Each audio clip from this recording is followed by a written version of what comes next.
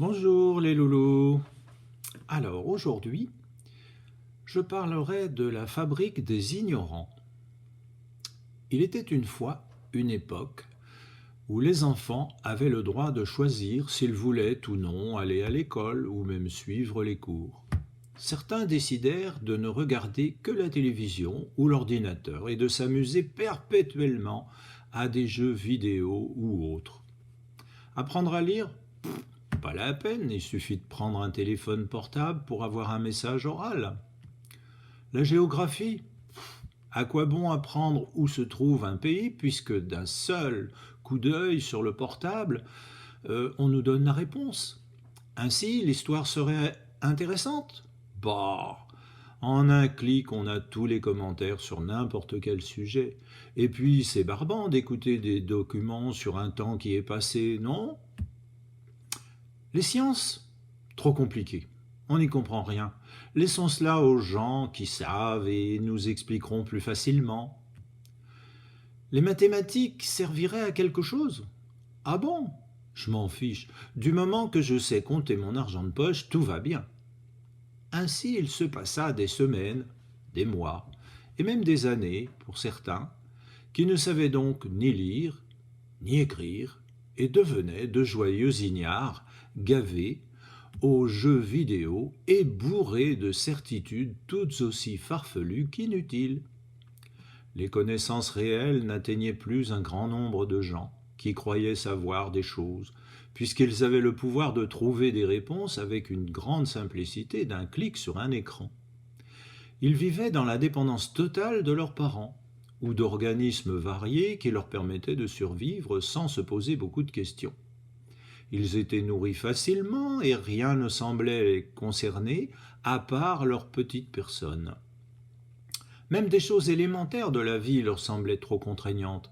Laver la vaisselle? Bon, il y a des machines pour ça.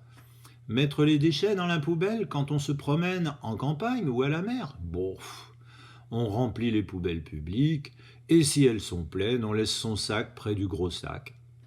Ramasser les papiers ou plastiques qui ont volé quand on a ouvert la boîte de hamburgers? Trop fatigant, voyons. Insouciant, l'insouciance était telle que partout les déchets fleurissaient les campagnes, les rues des villes, les plages et même la chambre de ces enfants devenus très passifs et inconscients. Toute cette facilité reposait sur des robots domestiques, des machines électroniques, des ordinateurs, des téléphones, un argent gagné par d'autres, des transports faciles, car sans effort aucun, l'absence de contraintes éducatives ou d'instructions, si bien que seuls quelques individus possédaient les connaissances et les compétences pour faire fonctionner toutes ces technologies. Les dirigeants de ces merveilleux pays laissaient les choses aller bon gré mal gré pour avoir la paix et surtout aucun conflit.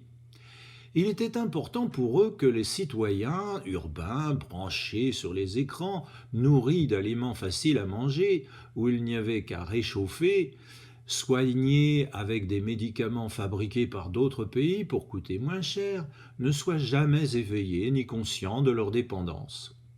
La nature se dégradait à vue d'œil, mais qui aurait pu s'en rendre compte puisque tout le monde ou presque restait les yeux rivés aux écrans ou écoutait des émissions de divertissement ne sollicitant jamais la réflexion des spectateurs ou le moindre questionnement sur la marche du monde, surtout pas.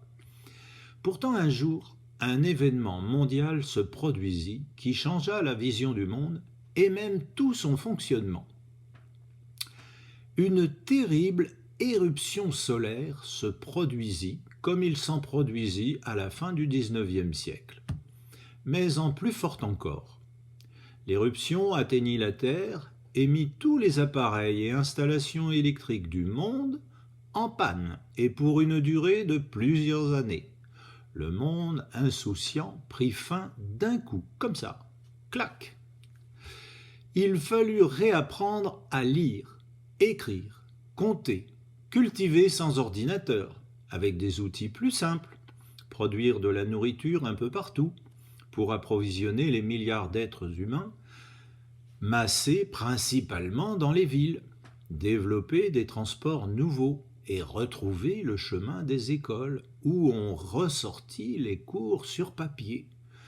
Les enfants réapprirent à jouer avec des objets comme des billes, des élastiques, des jeux de société dont les règles avaient été perdues, et toute une famille d'accessoires retrouvés dans les greniers quand c'était possible. La crise fut si grave qu'il fallut surtout trouver les moyens de produire le nécessaire à la survie des gens. Et il n'y eut plus de place pour les divertissements durant les premiers temps. Adieu, insouciant et aimable crétin sans instruction, il fallut soudain travailler dur pour survivre et produire de quoi faire fonctionner les villes et les villages.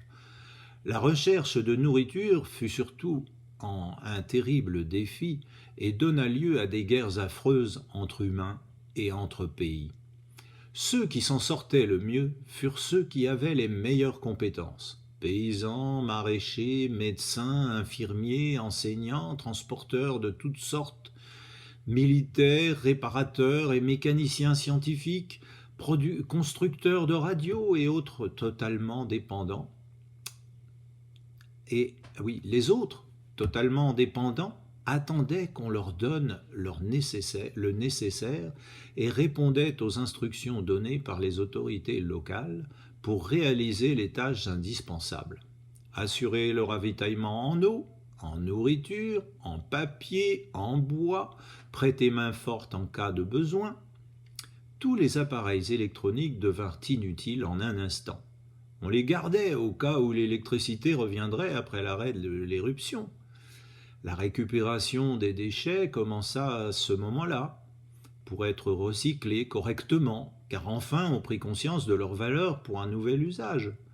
Il fallut aussi réapprendre à préparer des légumes soi-même, ce qui fut assez difficile pour beaucoup, comme d'ailleurs trouver des moyens de conserver la nourriture durant des périodes assez longues.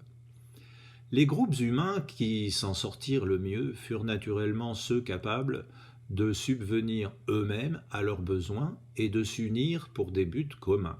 Les autres consacrèrent leur énergie à tenter de piller les ressources des premiers par tous les moyens en créant de véritables guerres tribales. Tant bien que mal, l'éruption cessa et il fallut bientôt beaucoup de patience et de détermination pour retrouver une civilisation plus humaine, plus juste et surtout plus réelle et créative. Ainsi, la leçon majeure de cette histoire reste que les connaissances et les aptitudes des hommes sont la vraie richesse qu'il nous faut développer pour simplement survivre à des aléas qui peuvent venir détruire notre quotidien à tout moment. Et voilà.